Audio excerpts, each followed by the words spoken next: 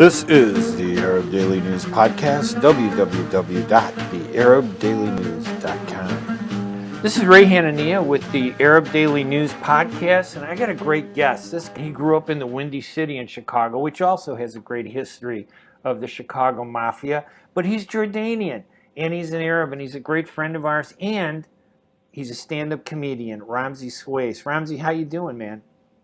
I'm doing very well. It's only 12 o'clock here in California. It's been 82 degrees since I've moved here about 4 months ago. Every day in the 80s. I kind of miss the snow. I'm not trying to make anyone jealous. We'll be happy to send it to you. Believe me. Just snowed again today. But listen, would you run to California to get away from the mob indictments? Well, after I had that publication in the Orland Park Prairie, there were people saying that they were going to call Homeland Security, Really? and I actually had Homeland Security look at my LinkedIn profile. Now, I felt like I was ushered out of you were Chicago. chased out. You were chased out of the Chicago area. Now, when I look at you, you are a frightening Arab-looking dude. That's for sure. I know it scares me sometimes, but you're a small guy. I mean, these guys in Homeland Security, I think they wanted you because they have a tough time catching the 9-foot dudes. They can get those 4.5-foot guys like you. Yeah, I could just run between their legs, like a quadruped, like a four-legged animal. Now, listen, in all seriousness, Ramzi is a great guy. You've been doing some great stuff. Your YouTube channel is skyrocketing. You do funny stuff. We're both Arab, obviously, and humor. Everybody says the Egyptians are humorous, but the rest of us are not. Yet, some of us, like you and me, have gotten into comedy and humor. What made you get into comedy? Why did you want to pursue comedy? Well, it was my calling. I was featured in Indie Authority magazine, and I mentioned that I just felt like I was a calling since birth, and I'm writing a memoir, which is difficult because you don't know when to end because your life is like a memoir. But it was always my calling, and I just wanted to. I knew that when you step foot on the stage and when you initiate the comedy into the comedy world, that it's very hard to hang it up, and so I wanted to hit it as hard as I can, and I didn't want to. It's not like at the carnival where you hit that gong and that Right. thing like flies up, and it measures your strength. It's just that I don't like to repeat jokes. I've tried. That's your motto, isn't it? I don't repeat a joke. Isn't that your slogan? Yeah, that's the name of my YouTube channel. I have 67 shows at 37 comedy venues from Chicago and LA. That's phenomenal. And yeah, I just had a show on St. Patrick's Day. I went to 3 different comedy clubs. I ran into Chris Hardwick, who interviewed Tom Hanks at his radio station. Chris, he was in his Jaguar, and he stopped in the middle of the street to talk to me. Wow. Yeah, the incredible thing, and he said I'm incredible, and he's like, he told me, that's hilarious, but how about if people don't laugh? And so basically, a lot of people, everybody I've ever talked to, they give me an A+ for effort. And and when you move to LA, for example, where they where they're very business oriented, even with something as silly as comedy, there's 3,500 comedians, and like when I went to the Comedy Store, everybody writes their name on the wall, but there has to be some way to harness that power, because Right. People with a sense of humor, they're the life of the party. They're icebreakers. They have a keen sense of awareness. They're able to read people, and so there needs to be a platform for them to succeed, and that's what I'm trying to create, and that's what I've created in the last 4 years. And I've had so much support, especially from you. You were my first. You interviewed me on last year 2 years ago in July, and that has 302 plays. And, 302. Thanks for embarrassing me. I really appreciate it. Thanks, Ramzi. That's a lot. I'm I think. joking. I'm joking with you. Hey, listen, you said I'm reading your bio. It says you've had a colorful and frivolous career. I think that's phenomenal. And you worked construction. You were a pantry cook in college, and you're very clever as a writer. You said you studied at 6 alternate colleges, which basically means you flunked out of 6 alternate colleges. But you're a trained boxer too. I mean, I'm like, you're doing a lot. I mean, I'm really Oh, excited boxing, for you beautiful. because you're all over the place and you manage to grab funny stuff from every place you go. Exactly. You said at 19 you wrote a novella about 5 of your girlfriends: Joy, Faith, Hope, June, and Grace. Exactly. And then you said you performed surgery on it 12 times. Now, I know we all want to be doctors. What did you want to be? I mean, when you were a kid, did you ever imagine yourself being a funny guy, comedian, comedy writer? Yeah, I was always the wingman. That's the lingo these days. I'm like the mediator. My profile on LinkedIn, I'm on my Y- profile on Facebook actually it says court gesture. Yeah, Um, yeah, you're like but the ace. You're like the Ace of Hearts on the American Most Wanted list, right? And that deck of cards that they handed out during the Iraq War. Go ahead. yeah,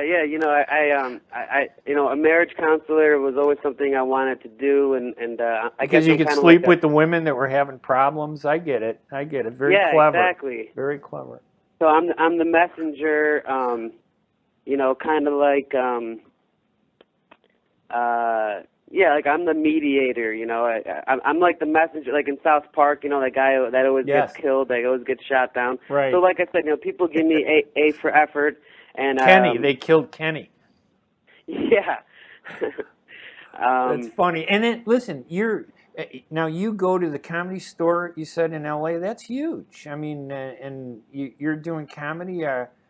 Is it easier to do comedy in L.A. as compared to like in Chicago? That had to be tough in Chicago, but you did well here. But is it easier out there on the West Coast? well, there's a lot more. It's a lot. Everybody is between like 20 and 25, and it's jam packed. And what they do in LA as opposed to Chicago, there's almost as many mics, but they have lotteries. So if there's 45 people that are called, they're going to call up only 30 of them through like a lottery. Really? So I did have a show on St. Patty's Day, and it was very, very successful. And yeah, I performed at 37 venues. All of those venues you could see them on my I Never Repeat a Joke page, which is on Facebook. Has 4,000 followers, and but Half yeah, of I them are mean, FBI agents, but don't worry about that. That always helps. yeah. But yeah, since I've been working for the Arab Daily News, I've had just a great time, and I've had so much reception. You're 170 shares on my first article and your about. ranking on the FBI's 10 most wanted list is boosted up a little bit too. You're really moving up there, Ramsey. Now, do you do comedy about being Arab, or do you do general topic comedy? What type of comedy do you do? Well, the one comedy that I don't do, I do all sorts, and I have themes, and I do acts. I incorporate improv. I've hired 9 people to be on my show. I've done fundraisers for autism, and I've made That's good. a biopic on an autistic kid, and he's been selling them for $20 each because Wow. autistic people, they can't find jobs, and he's made about like $400-500 already. Um, so the only comedy that I don't do is that I don't like to talk about like personal. Like Kevin Hart, his first special was called "Feel My Pain," where he was kind of clowning on everybody in his family, and Right. you want to have you want it to be. You don't want to with your job. You don't want a gray area. You want Right. it black and white, and you don't want to go to church and have people say, "Well, why'd you say this about me?" Or And being Jordanian, with those big scimitars, when they're not using them at weddings, those relatives get pretty upset with you. yeah, I mean, I did do a family reunion, and I talked about Did you do and I did comedy in have. front of them? Yeah, there was people that flew in from the Middle East. It was Wow. episode 53 at the DoubleTree Hotel in front of 90 Slices. 90 slices. That's a title for a book, Ramsey. Not 90 slices. You got to use it. And just to remind listeners, we're talking about Ramsey Swice, who is a great comedian. I met him a couple years ago. He's funny. He writes for the ArabDailyNews.com. He's our humor editor, and his theme is "I never repeat a joke," and I think that's the name of your websites and YouTube channel. Where is it if people want to get information on you? Where do they go online? Yeah, so my website RamseySwice.com. It's not live yet. Okay. It was it's been a few years, and it's the most incredible website. But it's not live yet. If you go there, it'll say under construction. But if you just type me in, I have a funnyordie.com/RamseySwice, Twitter.com/RamseySwice, YouTube.com/I never repeat a joke. And since I've been hired, my numbers are skyrocketing. Good. I had this woman send me a tribute saying that she's my biggest fan, and my dad and my sister and my friends are like, just completely flabbergasted. I did a show during the Oscars, which was so cool because every time I told a joke, you could hear a bunch of applause, and it wasn't from the audience; it was from the TV. So it made me look really cool. But just this month, for example, I've had 12 new subscribers, 11,645 more views, and since I've been with you, since I've been under your arm or whatever, I've been part of my cell, we'll call it. Since you've been part of the Hanania Arab cell in Chicago, that'll help get you a few more ticket sales for FBI agents. You were saying, go ahead. Well, yeah, I'm just from my 6 articles, they've been getting so much reception. I met with Winona Ryder's brother, and he said he's my #1 fan. So yeah, I mean, I met Josh. I walked past Josh Brolin. I like the way you say that. You walked past him.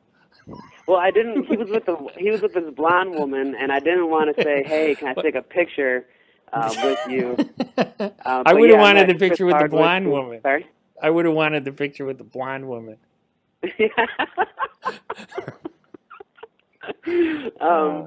So yeah, I mean, I have 780,000. Well, actually, I have 1,300,000 or 1,003,000. But it didn't.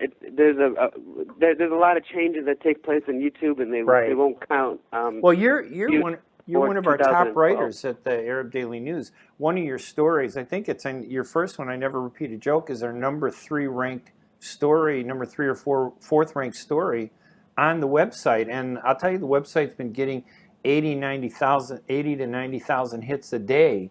So in recent weeks, we've been doing well, and a lot of them are going to your columns to read your humor, because everybody does love humor. Humor is so important, don't you think? Yeah. And when I was published in the Orland Park Prairie, I was hired as a comedy teacher, and then they went bankrupt. So that class is for free on my Facebook page. And so I taught people how to brand. I do a lot of collaborations. I've had 36 interviews in 8 countries. And so when I wrote "I Never Repeat a Joke," it took place in a span of one night. I kind of explained how it is, a day in the life of a Arabian that never repeats a joke, because Christian Arabs, it's a rarity, and for somebody to kind of hang their balls out there, that's what makes somebody great. It's about laughter, and it's about performing in front of 200 people, which I can do, but it's also about striking while the iron's hot. And my last article, it was inspired by the New Yorker. It was an article from like 1946 that I read, and I just saved it. I'm like, this is so cool, but it was so outdated that I kind of had to freshen it up. And I never repeat a joke, kind of like a modus operandi. I think it's ranked #3 or 4. And then my freedom of speech, which I explain how the freedom of speech is becoming more of an expression of hatred. because of social media Right. and Facebook and Twitter leaving people in the dark and, causing all these car accidents and cyberbullying. So that's really, at the end of the day, I Never Repeat a Joke is a platform not only for comedians by comedians, but it's also a platform where people do not have to stay indoors because honestly it's going to cause claustrophobia. And all you do, and people say that, they're like, Ramsey, I just read all these jokes on your Facebook page, and you just go out there and you say the same jokes that are on your Twitter feed, and it's that easy. And I was hired by the Midwest Comedy Festival to have a festival in L.A., so I'm networking as much as I can. I was also hired by You and I Are One Network to do 13 fundraisers at 13 casinos in Mexico. Wow. And my parents said that might not be a good idea because Mexico is very dangerous. And people might think you're Mexican, arrest you, and send you back across the border. Yeah, now, do you take a beating because you're Arab? Do people do people one know you're Arab right away, and then when they do know you're Arab, does it cause a problem, or do they think you're something else when they first see you? Well, I usually will always say, or by my name, people, because it's an Egyptian name, people will know. It's all in good fun, Yeah, I am pretty resilient, and I definitely think, and I've always hear that that's a very common tribute of, Middle Eastern people. And when I was in the Middle East last September, I visited my dad's home, and I shot a little movie about where he grew up and, how funny it was because it was 11 people in one room, basically, or like 12 or 13.